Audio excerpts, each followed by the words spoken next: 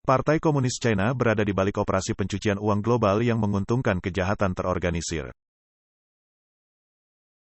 Meskipun pesan yang disampaikan oleh Partai Komunis China bahwa mereka secara aktif menentang dan mengatasi pencucian uang, bukti menunjukkan bahwa rezim tersebut tidak hanya secara aktif mendorong pencucian uang tetapi juga bekerja sama dengan sindikat kejahatan terorganisir termasuk kartel narkoba Meksiko sebagai bagian dari upaya keseluruhan untuk melemahkan Barat dan memperkaya puncak kepemimpinan PKC. Pada Januari tahun lalu, PKC mengumumkan bahwa mulai tahun 2022, 11 lembaga pemerintah akan melaksanakan kampanye nasional untuk memberantas pencucian uang yang akan berlangsung hingga 2024. Namun demikian, bank-bank yang dijalankan negara China dan organisasi yang terafiliasi dengan PKC terus terlibat dalam pergerakan dana ilegal dan hanya secara selektif memerangi individu dan perusahaan yang mencoba mengelabui aturan pencucian uang China. Inovasi pencucian uang China. Untuk menghindari regulasi domestik dan internasional, otoritas PKC dan organisasi terafiliasi telah menciptakan banyak cara inovatif dan kompleks untuk memindahkan dana ke seluruh dunia. Sebenarnya semakin rumit strateginya, semakin baik bagi PKC karena hal ini membantu menyembunyikan praktik tersebut. Pada bulan Juni tahun 2021, pihak berwenang Italia mengatakan bahwa setelah 3 tahun penyelidikan, mereka berhasil mengungkap sebuah kriminalitas besar dan kompleks antara Italia dan China yang mengarah pada 5 penangkapan dan penyitaan uang sebesar 80 juta dolar AS. Operasi tersebut melibatkan bisnis daur ulang logam ilegal yang memungkinkan para penjahat untuk mentransfer sejumlah uang besar antara Italia dan China. Para penyelidik menemukan bahwa antara tahun 2013 dan 2021, jaringan perusahaan menjual sekitar 150.000 ton logam bekas, termasuk tembaga, kuningan, dan aluminium yang berasal dari berbagai sumber, menghindari norma lingkungan dan menghindari pajak atas transaksi senilai sekitar 200 juta euro, 363 juta dolar AS, seperti yang dilaporkan Reuters. Untuk terlihat sah, pelaku pencucian uang menggunakan perusahaan di Republik Ceko dan Slovenia untuk mendapatkan dokumen palsu yang menunjukkan bahwa logam bekas tersebut diperoleh di China dan bahkan menyetorkan 150 juta euro ke bank-bank di China. Namun, polisi mengungkap skema tersebut setelah dana tiba di China dan menangkap seorang pengusaha Italia yang menerima pembayaran tunai besar.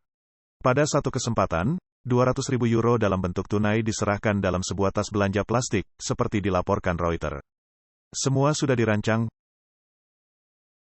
Menurut Chris Keppel, pembawa acara China Uncensored di YouTube, China di bawah Partai Komunis China hidup dan mengembangbiakkan uang kotor dan itu sengaja mereka lakukan.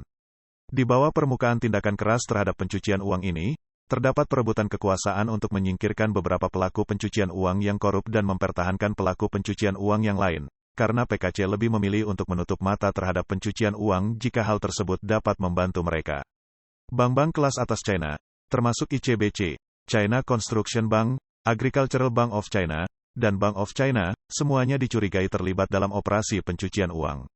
Pada tahun 2020, Bank of China dituduh oleh otoritas Prancis tidak mematuhi hukum anti pencucian uang karena bank tersebut tidak bertindak ketika menerima puluhan juta euro yang dikirim ke banknya antara 2012 dan 2014 tanpa membayar pajak Eropa. Pada bulan Juni tahun 2015, Jaksa Italia meminta persidangan untuk Bank of China atas tuduhan pencucian uang dan secara resmi meminta agar Bank of China cabang Milan dan 297 individu, sebagian besar orang China yang tinggal di Italia, diadili atas penyelundupan uang dalam kejahatan, seperti pemalsuan, prostitusi, eksploitasi tenaga kerja, dan penghindaran pajak, seperti yang dilaporkan oleh Reuters. Bank dan 297 individu tersebut dituduh menyelundupkan uang yang berasal dari kejahatan tersebut. Sementara itu, PKC mengatakan bahwa mereka sedang mengatasi masalah tersebut. Namun pada saat yang sama mereka juga berupaya menggagalkan penyelidikan Italia terkait masalah tersebut.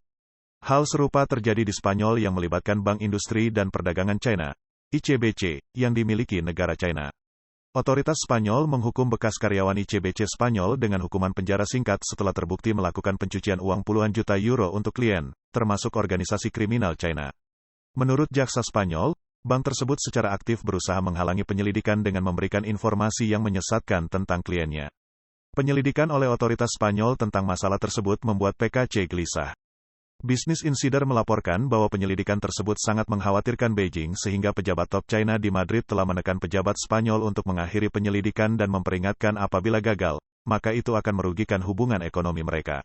Pada bulan November tahun 2016, Agricultural Bank of China didenda $215 juta oleh Departemen Jasa Keuangan Negara bagian New York karena melanggar hukum anti pencucian uang dan melakukan langkah-langkah untuk menyembunyikan transaksi mencurigakan. Beberapa upaya bank untuk menyembunyikan praktik ilegalnya termasuk menggunakan pesan terkode melalui sistem internasional SWIFT, yang memungkinkan bank anggota untuk mentransfer uang lintas batas. Pesan-pesan terkode tersebut membantu entitas yang berada di bawah sanksi AS untuk mengirim dan menerima dana dengan mengelak dari sanksi tersebut. Secara aktif merongrong Barat, PKC melakukan pencucian uang tidak hanya untuk memperkaya diri mereka sendiri, tetapi juga merupakan taktik untuk melemahkan Barat. Partai Komunis China mengizinkan bank-bank milik negara China untuk memfasilitasi pencucian uang di luar negeri dan membelanya dari kritik, kata Keppel. Ia menambahkan bahwa mereka melakukan hal ini dengan menggunakan bank-bank bawah tanah China. Menurut laporan Hill pada Agustus tahun 2022, kejahatan terorganisir China telah mengambil alih pencucian uang untuk kartel narkoba Meksiko dengan menyediakan sistem yang lebih efisien untuk mentransfer penjualan narkoba ke Meksiko. Hal ini telah meningkatkan keuntungan bersih bagi para kartel dan memberdayakan mereka untuk memperluas operasi mereka.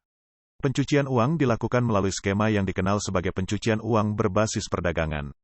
Pada tingkat tinggi, para kartel mengubah keuntungan dari uang tunai menjadi barang dagangan Cina yang seringkali merupakan barang berkualitas rendah dengan harga yang terlalu tinggi, baik secara langsung dari vendor Cina maupun melalui importir AS, jelas Keppel. Barang-barang tersebut kemudian dikirim kemanapun kartel membutuhkan dana. Setelah barang terjual, hasil penjualan kemudian disetorkan ke bank sebagai dana bersih. Berkat pengaruh besar Cina sebagai eksportir besar dunia, pencucian uang berbasis perdagangan ini dapat dengan mudah disamarkan dalam pengiriman jumlah besar, dengan bantuan produsen dan perusahaan ekspedisi Cina, tambah Keppel. Ini berarti bahwa orang-orang di pasar barang murah China secara tidak sengaja telah berkontribusi pada pundi-pundi kartel narkoba Meksiko. Bank-bank rahasia. Saat ini sedang berlangsung investigasi terhadap sebuah bank rahasia yang memiliki cabang di Roma, Florence, Padua, Prado, Naples dan Reggio Calabria. Menurut sebuah laporan dari Surat Kabar Republika yang diterbitkan pada tanggal 7 Maret tahun ini. Diduga cabang-cabang ini mampu mencuci lebih dari 2 miliar euro per tahun dengan dana yang pada akhirnya mengalir ke bank-bank milik pemerintah Cina. Keppel berpendapat bahwa semua bukti menunjukkan bahwa Partai Komunis Cina secara aktif bekerja sama dengan para pencuci uang. Skema ini juga aktif di Kanada. Menurut South China Morning Post, kota pelabuhan Vancouver di Kanada telah menjadi buah bibir untuk pencucian uang. Menurut South China Morning Post, kota pelabuhan Vancouver di Kanada telah menjadi buah bibir untuk pencucian uang. Miliaran dolar per tahun telah dicuci di Vancouver oleh para penjahat yang menggunakan taktik seperti berjudi di kasino, membeli dan menjual barang-barang mewah, dan mengambil KPR perumahan yang dilunasi dengan cicilan tunai yang cukup kecil sehingga tidak memicu alarm. Demikian yang dilaporkan New York Times pada Juni tahun 2022. Menurut jurnalis investigasi, Sam Cooper yang baru-baru ini membantu mengekspos pengaruh PKC dalam pemilihan umum Kanada. Orang-orang yang merupakan pejabat terhormat di Partai Komunis China pada akhirnya adalah pengendali dan bos dari elit Asian Games transnasional ini.